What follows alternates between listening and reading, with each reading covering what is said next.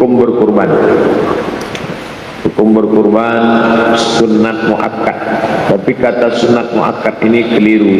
Kalau menurut tata bahasa Arab yang benar adalah sunnah muakkadah. Kalau ada yang menyebut sunat muakkad itu bahasa Indonesia, sunat muakkad. Kalau bahasa Arabnya sunnatun muakkadatun. Kalau dimatikan sukun sunnah muakkadah. Tidak wajib. Kalaupun ada yang mewajibkan, itu hanya satu mazhab, mazhab Hanafi wajib. Adapun Maliki, Syafi'i, Hambali, maka hukum berkurban itu sunnah muakkadah berdasarkan 3 dalil. Yang pertama, Nabi mengatakan salasun, ada 3 perkara, kunna alayya faraidu, 3 perkara bagi saya wajib, walakum tatawwu', tapi bagi kamu hanya sunat. Satu di antaranya adalah nahru, yaitu berkurban. Sedangkan yang kedua, jelas-jelas Nabi mengatakan umirtu bin nahri, saya diperintahkan berkurban, walaysa biwajib, tapi tidak wajib bagi kamu. Adapun perbuatan Abu Bakar dan Umar, pernah Abu Bakar dan Umar 1 tahun sengaja tidak berkurban. Sengaja beliau berdua ini tidak berkurban untuk menunjukkan bahwa kurban itu tidak wajib. Supaya jangan sampai orang menyangka kurban itu wajib. Syarat muslim, baligh, bukan budak, aqil, berakal dan mampu. Maka di luar ini maka dia tidak sah kurban.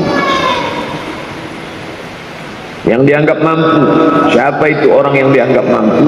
Menurut mazhab Syafi'i, orang yang dianggap mampu itu adalah orang yang mampu memenuhi kebutuhan pokok untuk dirinya, orang yang wajib dia nafkahi,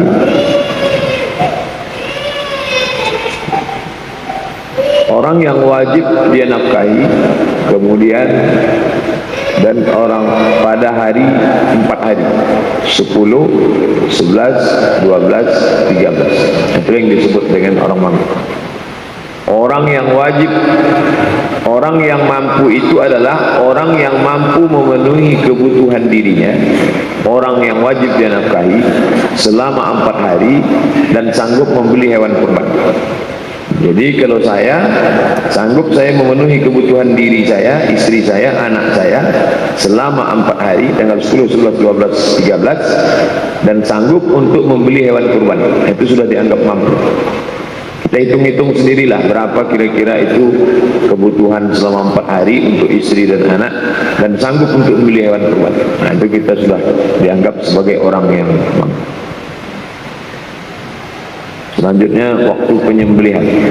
Penyembelihan kurban itu dilaksanakan beberapa saat setelah terbit matahari pada hari Idul Adha. Inna awwala ma nabda, yang pertama kali kami lakukan pada hari Idul Adha itu adalah musalli, salat dulu. Tsumma narji', kemudian kita pulang, fananhar, lalu menyembelih. Faman fa'ala dzalik faqad asaba sunnatana. Siapa yang melakukan itu maka dia sudah melakukan sunnah. Wa man nahara qabla shalah, siapa yang menyembelih sebelum salat, fa innama huwa lahmun qaddamahu li ahli, itu hanyalah seperti daging yang dia persembahkan untuk keluarga, tidak dianggap sebagai daging kurban. Inilah yang disebut ibadah. Adapun batas hari penyembelihannya, kullu ayyamin tasyrik dzabhun, seluruh hari-hari tasyrik itu adalah hari menyembelih. Jadi andai tidak sempat tanggal 10 atau baru terbuka pintu hatinya, atau baru ada duit tanggal 10, maka 11, 12, 13 itu disebut hari tasyrik, hari nahar, masih tetap boleh untuk menyembelih hewan kurban. Kita lanjutkan tentang menyembelih di waktu malam. Mana tahu sampai pada waktu malam atau sore dimulai, lalu kemudian malam dia memotong. Karena ada hadis riwayat Tabrani, annahu naha 'anil dzabhi bil lail. Nabi pernah melarang menyembelih di waktu malam. Apakah larangan penyembelihan ini ada sebabnya atau bersifat umum? Larangan penyembelihan pada waktu malam untuk menghindari hal-hal yang tidak diinginkan, antara lain kekeliruan dalam penyembelihan, menyulitkan dalam pembagian, sulit untuk menyaksikan penyembelihan, dan tidak memperlihatkan syiar.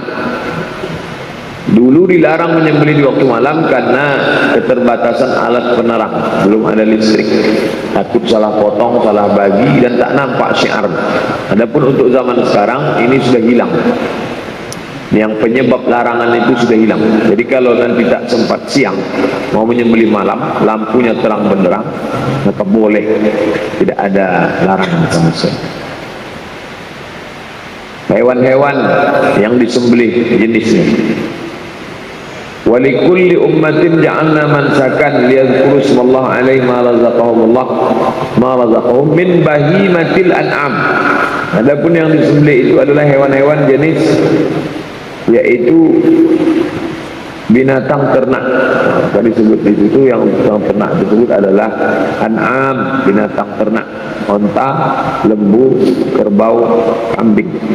Walaupun lain daripada itu, seperti yang selalu kita laksanakan, kambing terbagi dua, kambing domba, kambing biasa, kemudian lembu dengan berbagai macam jenisnya, sapi Bali, sapi kampung, sapi Australia, itu jenis-jenisnya. Tapi dia tetap masuk kategori sapi. Onta tidak, karena kita terlalu jauh tidak mengimpor onta. Kemudian kerbau itu dikiaskan ke sapi, tetap boleh. Hewan yang paling afdal di antara hewan itu, apa yang paling afdal untuk disembelih? Yang paling afdal onta, setelah itu lembu, habis itu domba, habis itu kambing. Dilihat dari hewan yang paling banyak dagingnya. Nah, ini susunan paling banyak dagingnya, onta, lembu, domba, kambing. Tapi sekarang tidak selamanya lembu ini lebih afdal daripada onta, karena ada juga lembu, sapi yang lebih besar daripada onta, sapi Australia yang bisa sampai 1 ton, 100 juta. Maka dalam itu yang dilihat adalah bukan jenisnya, tapi yang paling banyak daging berdasarkan hadis. Adapun masalah sapi jantan, sapi betina, karena tahun lalu sapi betina itu lebih murah 2 juta daripada sapi jantan. Harga sapi di Payakumbuh tahun lalu. Menyembelih hewan jantan lebih afdal daripada hewan betina. Bukan dikatakan hewan jantan sah, hewan betina tak sah, lebih afdal. Tapi hewan betina tetap sah. Kenapa? Karena daging hewan jantan lebih banyak dan lebih segar. Daging sapi jantan, daging kambing jantan itu lebih enak dan lebih banyak. Itu yang menyebabkan dia lebih afdal. 7 orang yang menyembelih 7 ekor kambing lebih afdal daripada 7 orang yang berkongsi menyembelih 1 ekor lembu. Karena daging kambing 7 ekor lebih banyak. Dulu 7 ekor kambing lebih banyak daripada 1 sapi. Tapi sekarang tidak selamanya begitu. Kalau 1 sapi Australia itu lebih baik daripada 7 ekor kambing kampung. Beda dengan kambing domba yang sekarang mau dibawa ke Meranti, itu memang domba besar 200 kilo. Itu bisa jadi lebih baik daripada 1 sapi Muara Lembu atau sapi Payakumbuh. Nah, jadi tidak lagi kita patok harus sapi lebih baik daripada tidak. Tengok mana yang lebih banyak dagingnya, lebih bagus kualitasnya, itu yang lebih baik. Karena mana yang lebih banyak menikmati, itu yang jadi patokan. Batasan usia untuk onta genap 5 tahun memasuki ke-6, untuk lembu dan kambing genap 2 tahun masuk tahun ke-3, untuk domba masuki tahun ke-2. Onta 5 masuk 6, lembu dengan kambing yang biasa, kambing kacang kata orang, kambing kampung 2 masuk 3. Tapi kalau domba 1 tahun masuk 2. Apakah aturan ini baku? Tidak juga. Sekarang ada yang dikawinkan atau di percobaan peternakan maju, itu lihat dulu. Kalau dia menurut sapi Bali atau sapi Australia hitungannya cukup, sudah menurut ilmu yang paham tentang sapi cukup. Ini standar zaman dulu gini. Tapi sekarang dengan perkembangan kita tanyalah pakar sapi. Kalau sapi ini bagaimana jenisnya? Sapi Bali bagaimana? Kalau sapi Australia bagaimana? Kalau cukup 2 tahun cukup? Nah, cukup. 1 tahun masuk tahun kedua, karena yang dilihat itu adalah kualitas dagingnya. Jangan sampai daging tak cukup umur dia belendir, tak bisa dimakan orang, menyumpah orang miskin yang dapat daging itu, karena orang ini hanya sekedar laku saja sapi. Apakah syarat tertentu tentang batasan jumlah orang yang berkurban untuk seekor hewan kurban? Naharna ma'a Rasulullah, kami berkurban bersama Rasulullah Amul Hudaybiyah, pada tahun Hudaybiyah. Hudaybiyah itu tahun ke-6.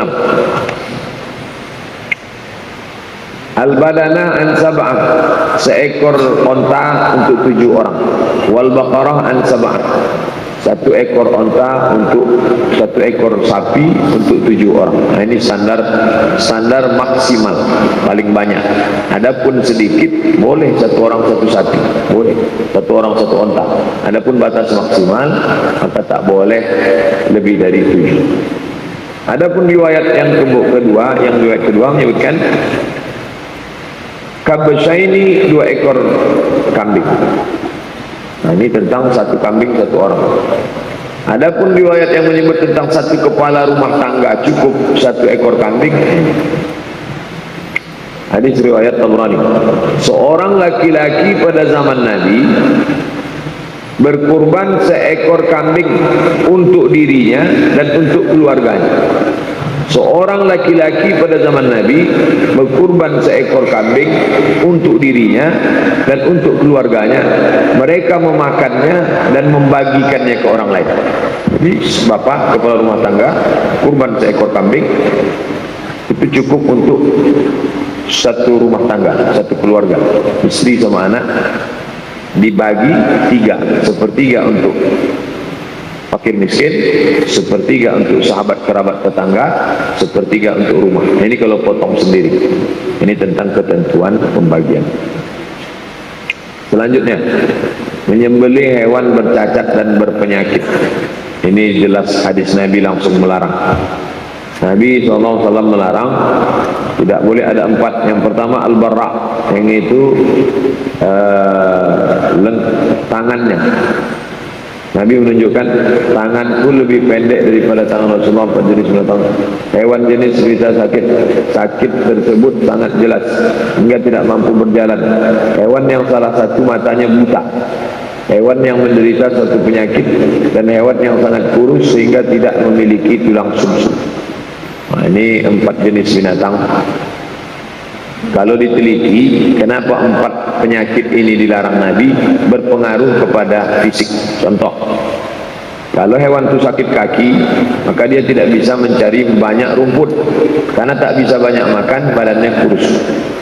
Yang kedua, matanya, salah satu matanya buta. Kalau hewan itu buta atau rabun, maka dia tak bisa mencari rumput yang berkualitas, efeknya makanannya tak bagus.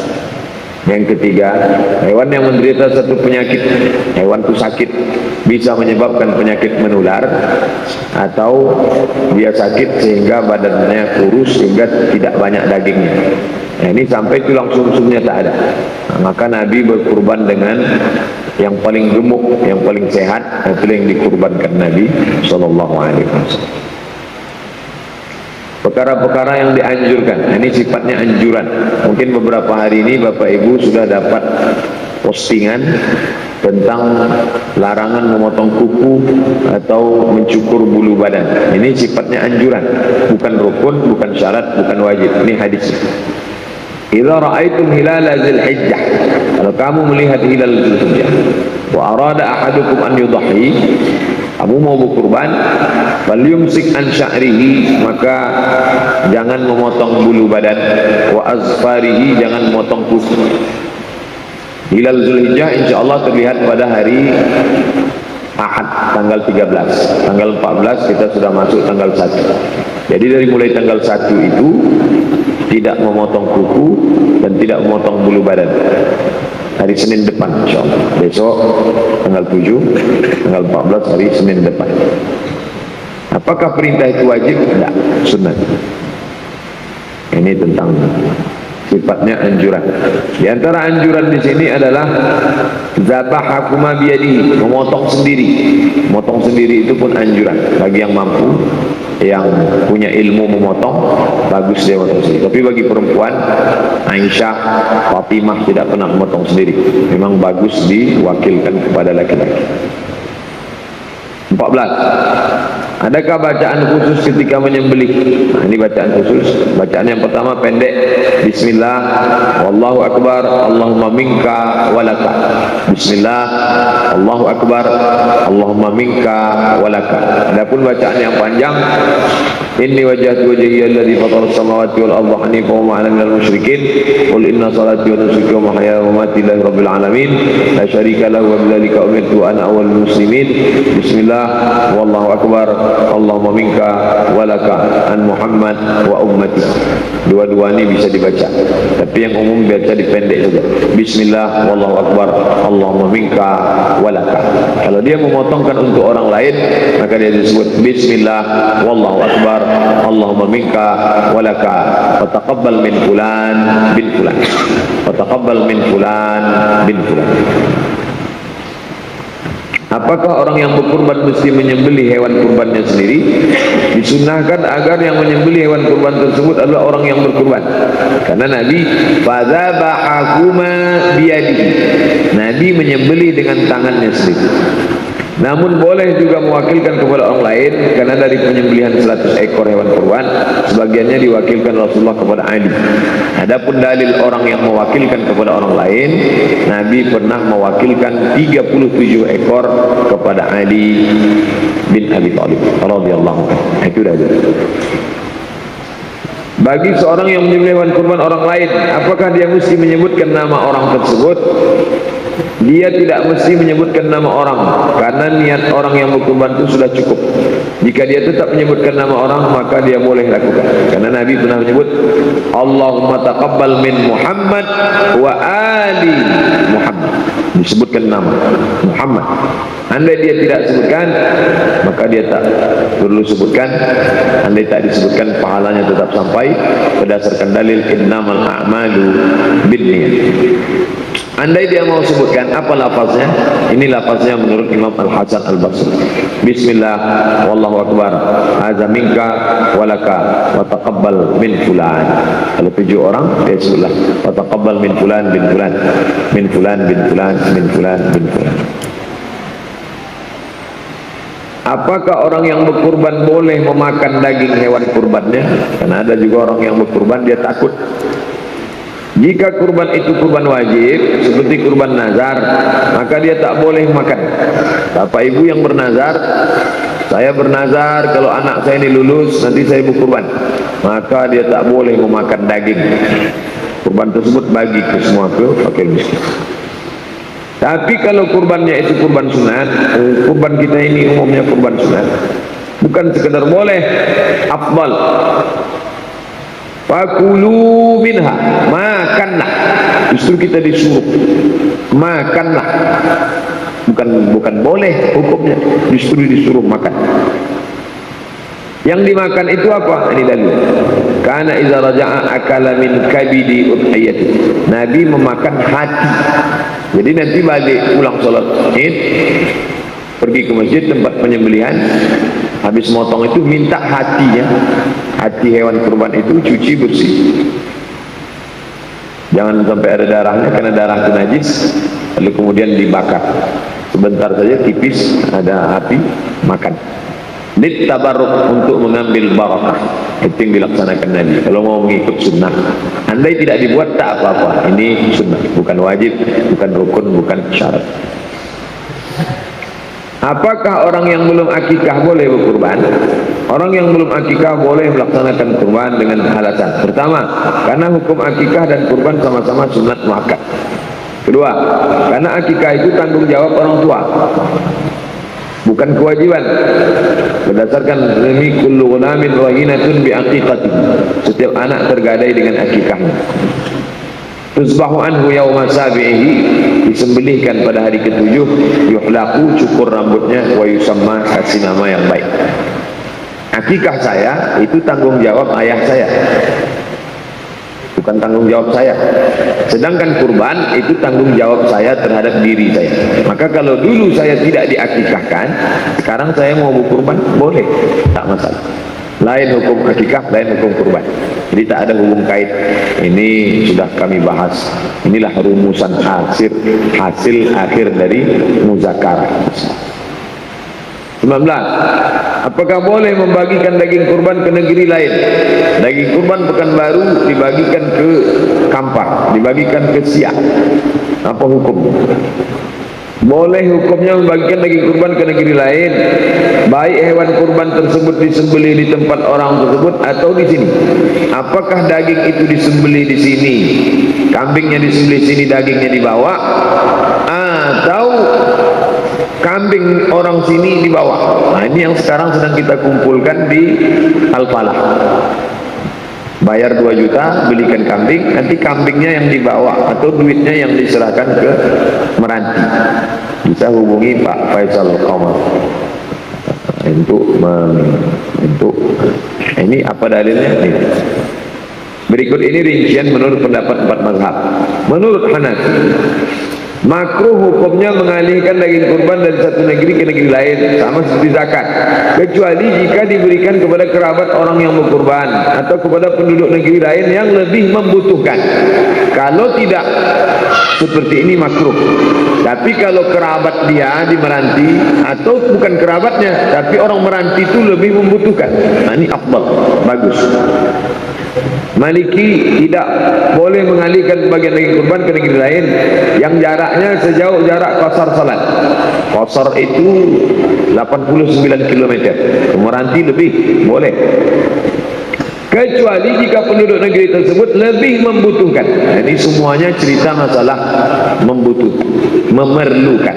Mereka lebih berhajat daripada kita. Dia tiap hari makan daging. Apalagi mereka di sana korban kristenisasi. Orang-orang Singapura itu langsung pakai speed, tidak pakai cap stempel visa. Langsung saja mereka ke pulau-pulau negeri Melayu. Mereka mengkristenkan. Jangan lupa, orang Cina yang Kristen itu jauh lebih fanatik. Dia kalau sudah masuk Kristen, dia lebih fanatik, lebih ekstrim. Makanya ancaman sekarang ini luar biasa. Cina yang masuk Kristen. Cina kalau dia masih Konghucu, dia masih ramah dengan kita. Tapi kalau dia sudah masuk Kristen, itu fanatiknya luar biasa. Jangan lupa, Ahok itu Kristen, Haritanu Kristen. Makanya lebih semangat. Pendapat mazhab Hambali dan Syafi'i sama seperti mazhab Maliki. Boleh hukumnya mengalihkan bagian negeri ke negeri lain jaraknya kurang dari jarak mengqasar salat. Jika jarak negeri tersebut melebihi jarak qasar salat, maka hukumnya haram. Kalau tidak membutuhkan, lagi-lagi membutuhkan. Kalau mereka membutuhkan, maka lebih baik. Apalagi kita Pekanbaru sudah rata-rata sudah dapat semua satu kantong, maka mereka yang di sana lebih membutuhkan. Bagus, kita salurkan. Apa hukum menyembelih kurban untuk orang lain yang masih hidup? Saya berkurban untuk saudara saya. Ini 2 juta untuk saya, ini 2 juta untuk adik saya.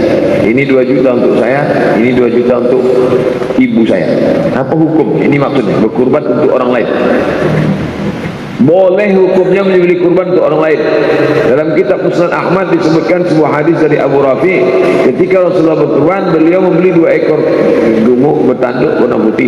Beliau berkurban mengucapkan an ummati. Nah, ini dalil boleh berkurban untuk orang lain, karena Nabi berkurban untuk umatnya. Nabi pula berkurban tuan Ali Muhammad, untuk keluarga Muhammad. Ini boleh, dalil boleh berkurban untuk orang lain yang masih hidup. Ibadah kurban adalah ibadah badaniyah, fisik, dan maliyah, harta. Rasulullah berkurban untuk umat dan keluarganya. Tentu saja mereka mendapatkan balasan pahalanya. Jika tidak, karena jika tidak demikian, tentulah perbuatan Rasulullah tidak mengandung makna apa-apa. Ini dalil boleh. 21. Bagaimana hukum menyembelih kurban untuk orang yang sudah meninggal? Menurut 4 mazhab. Menurut Syafi'i, tidak boleh berkurban ke orang yang telah meninggal dunia, kecuali jika orang yang sudah meninggal itu meninggalkan wasiat. Kalau ada dia meninggalkan wasiat, silakan. Menurut mazhab Maliki, makruh. Makruh hukumnya berkurban ke orang yang sudah meninggal dunia. Jika orang yang meninggal dunia itu tidak menyatakannya sebelum meninggal, tak ada dia sebut aku ingin berkurban atau nanti kuwasiatkan berkurban. Kalau tak ada meninggalkan wasiat, maka makruh. Jika orang yang meninggal itu menyebutkannya sebelum dia meninggal, bukan nazar, maka ahli warisnya dianjurkan. Justru dianjurkan. Menurut mazhab Hambali, boleh berkurban untuk orang yang sudah meninggal dunia. Daging hewan kurban tersebut disedekahkan dan dimakan. Balasan pahalanya untuk orang yang meninggal dunia tersebut. Hanafi sama seperti Hambali, akan tetapi menurut mazhab Hanafi haram hukumnya memakan. Itu saja bedanya. Hanafi mengatakan boleh, tapi dagingnya tak boleh dimakan bagi semua.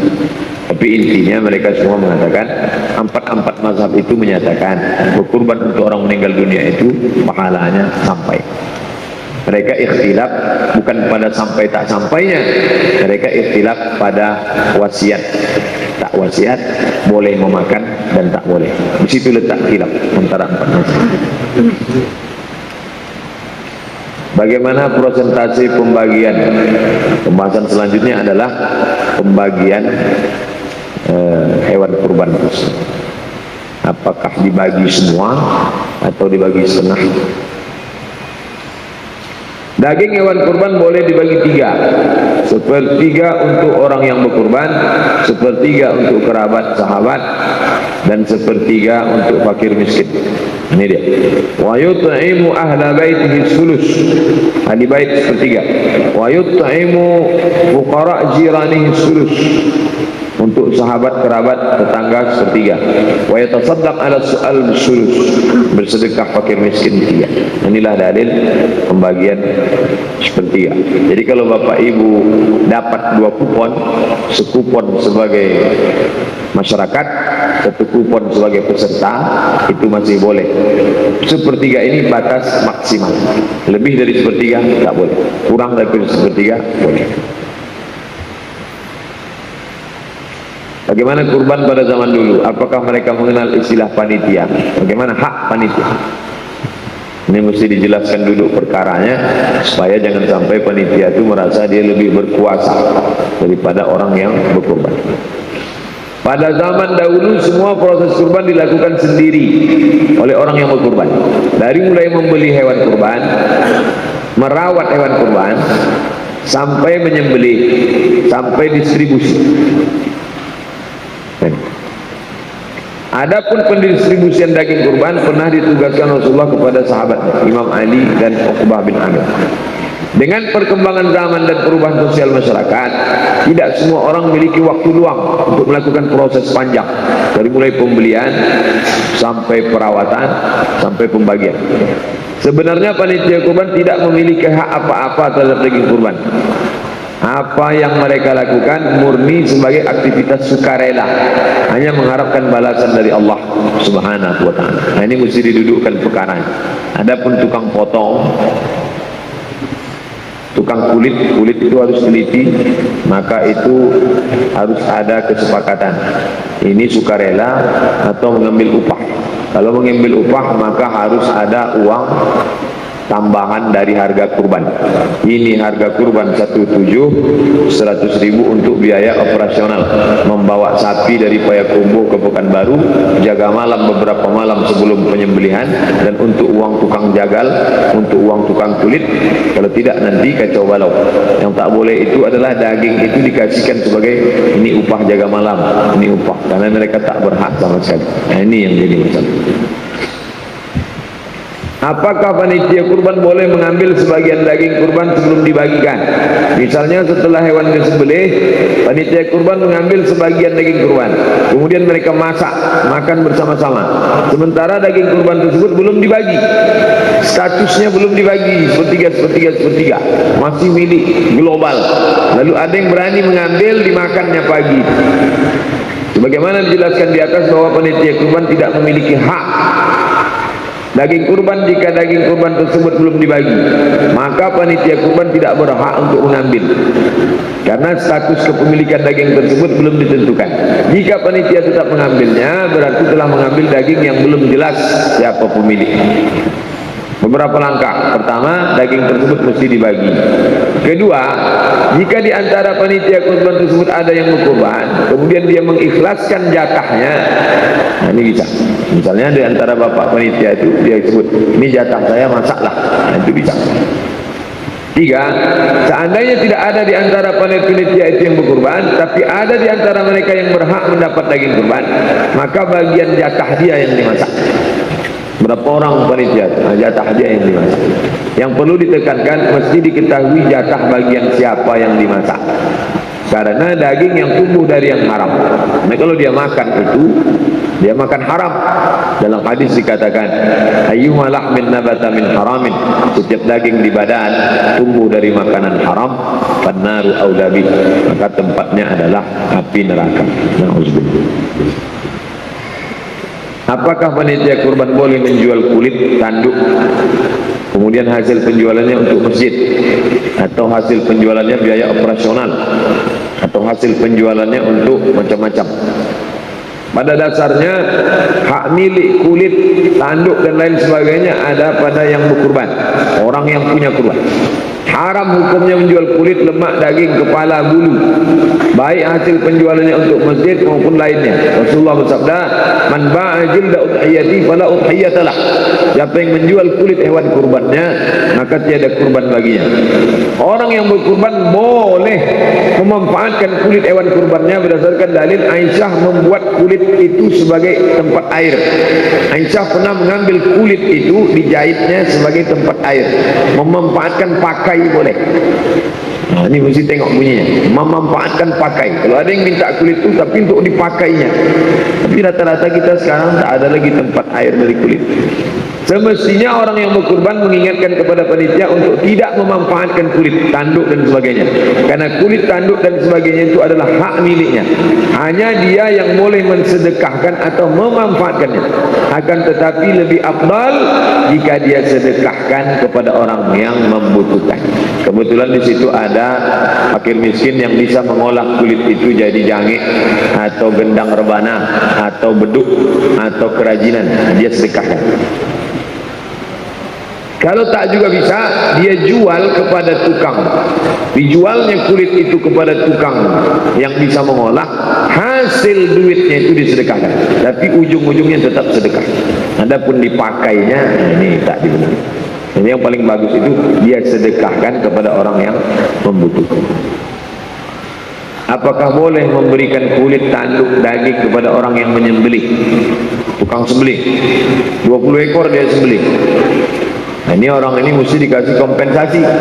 Tidak boleh hukumnya memberikan kulit atau sebagian dari tubuh hewan kurban kepada orang yang menyembelih hewan kurban sebagai upah. Berdasarkan riwayat Imam Ali. Apa kata Imam Ali?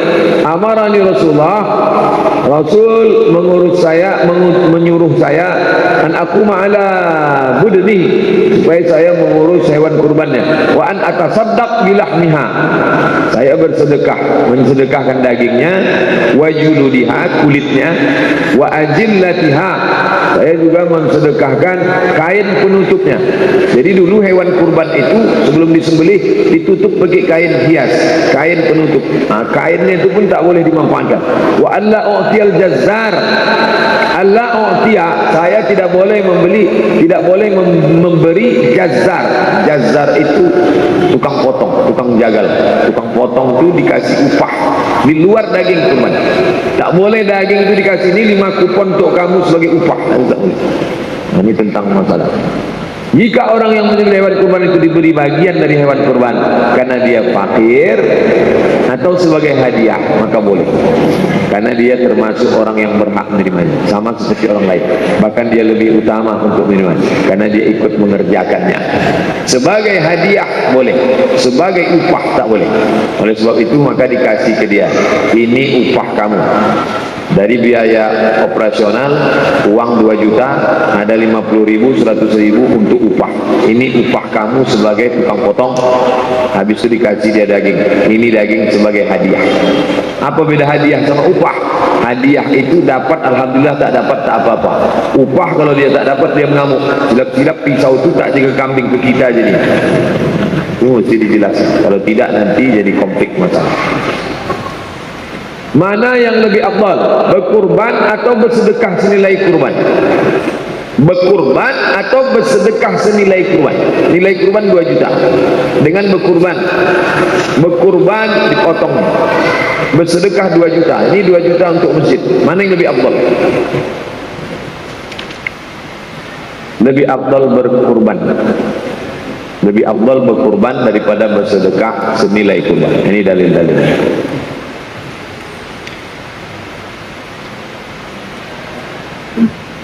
Apakah ibadah kurban dilaksanakan sekali seumur hidup atau setiap tahun? Ada orang berpendapat asal sekali seumur hidup cukup. Ada pula berpendapat 7 kali seumur hidup cukup. Ini tak ada dalil. Sekali seumur hidup tak ada dalil. 7 kali tak ada dalil. Yang ada adalah man wajada sa'atan, tapi yang punya kelapangan rezeki, falam yudhi, tak mau berkurban, wala yaqrabanna musallana, jangan dekat-dekat tempat salat kami. Menurut sahabat Nabi, sedang menurut ulama hukumnya sunat. Menurut Hanafi wajib. Nanti kalau ada yang mengatakan wajib, menurut mazhab Hanafi hukumnya wajib setiap tahun.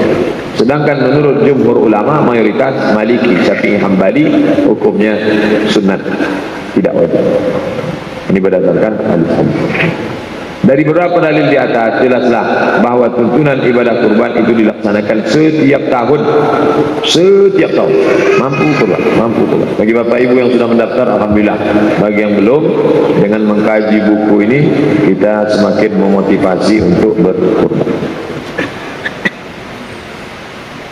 Apakah non-muslim boleh dapat jatah pembagian daging kurban? Menurut mazhab Maliki, makruh hukumnya memberikan daging hewan kurban kepada Yahudi dan Nasrani. Sedangkan Hambali memperbolehkan pemberian daging kurban kepada fakir. Jika kurban tersebut kurban sunat, sedangkan kurban wajib tak boleh. Kurban wajib tak boleh. Kurban sunat, kurban kita ini boleh. Tapi ada syarat lain, orang muslim dapat.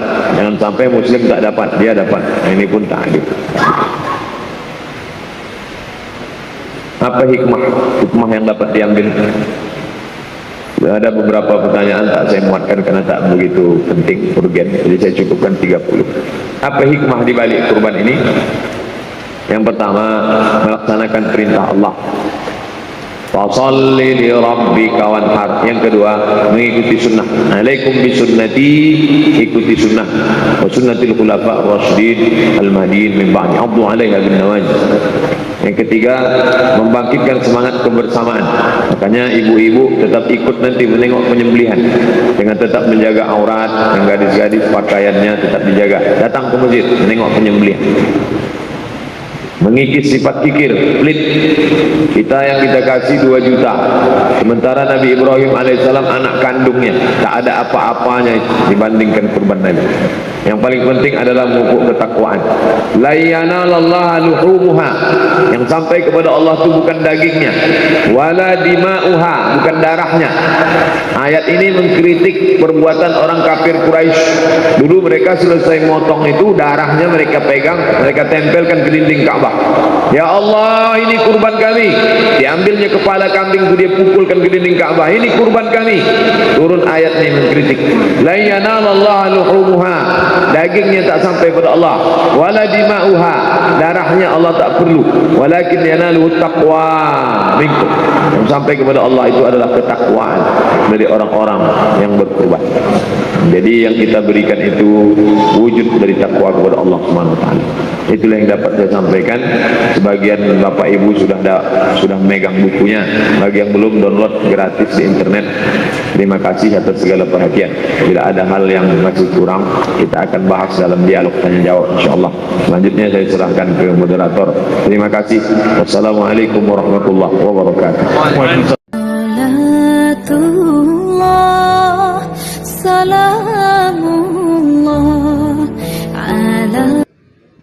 Assalamualaikum warahmatullahi wabarakatuh.